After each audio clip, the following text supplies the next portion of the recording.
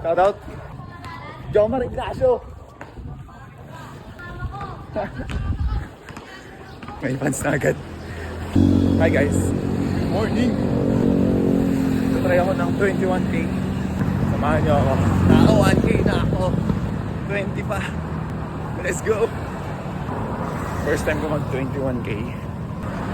Wala akong dalang tubig. Mag-stop over na nataan. So kwentuhan ko lang kayo guys. Bakit ako tatakbo?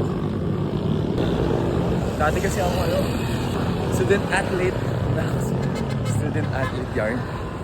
Dati kasi akong student athlete. Basketball yun. Kung naging scholar ako simula high school hanggang college. Pero hindi ko natapos yung playing years ko sa college. Kasi na-injury ako.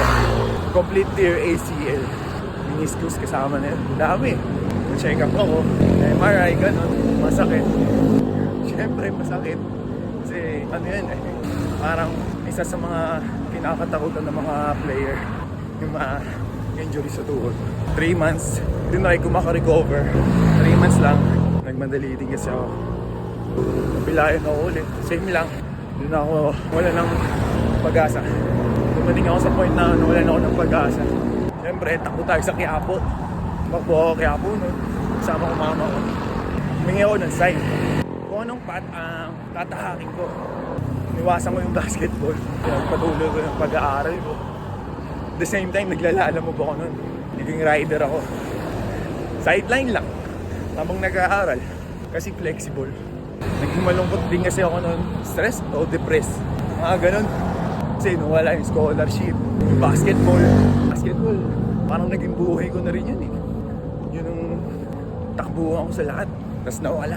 So kaya parang na-depress ako. Buti na nandiyan mama ko, ate ko, saka yung girlfriend ko. So simula nung nawalan ako ng motivation sa paglalaro ng basketball. Nag-stress eating ako, puro kain. Hanggang sa napabaya ako na yung sarili ko. Hindi ko na natignan yung kalusugan ko. Naging overweight na ako.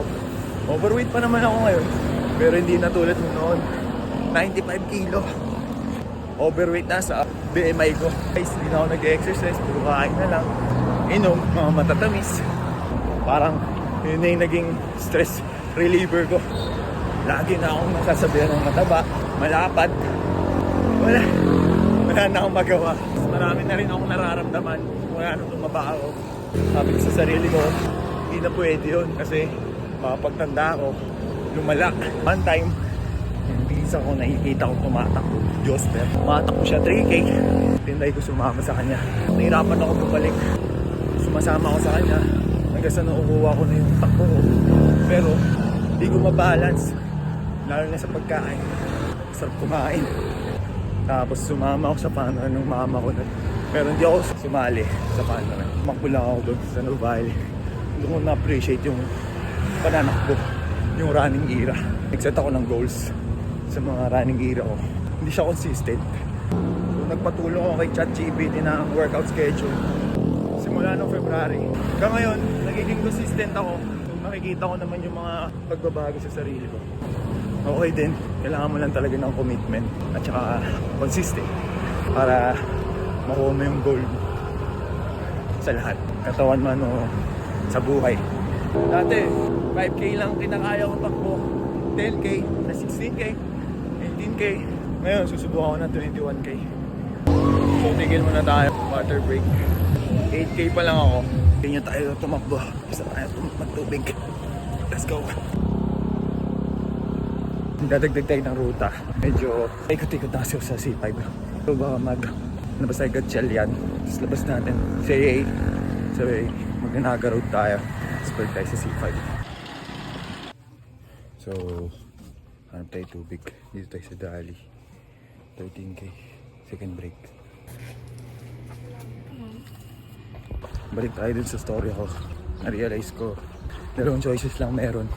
Isang, kakampi mo lang sarili mo o kalaban mo sarili mo. Doon na tayo sa kakampi mo sarili mo. Siyempre, nahanap ka ng mga bagay na makakatulong sa sarili mo at improve sa sarili mo. Doon ka na sa kakampi mo sarili mo. Mas pinili ko yan. Kaysa malungkot tayo. Malungkot kaysa mapabayaan ang sarili natin. Pangit yun. Tanggalin natin yan. Kung tayo sa ano, makakatulong sa sarili natin. So, tulad ko, galing sa stress eating. Galing sa pagiging mataba. Naging motivation ko sa sarili kong kalungkutan. Dahil na yung pagiging athlete ko. Wala lang. Gusto ko lang ulit makapaglaro. Kahit hindi na ganun ka-competitive. Gusto makalaro lang ulit. Kahit walang surgery. Shoutout! Bago lang ako sa vlog ha. Jomar Ignacio!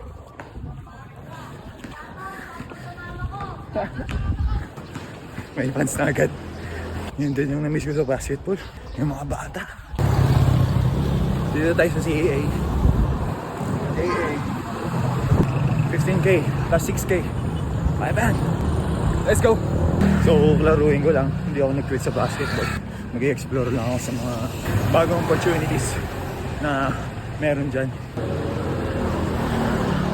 Third break, Pocari. 18K.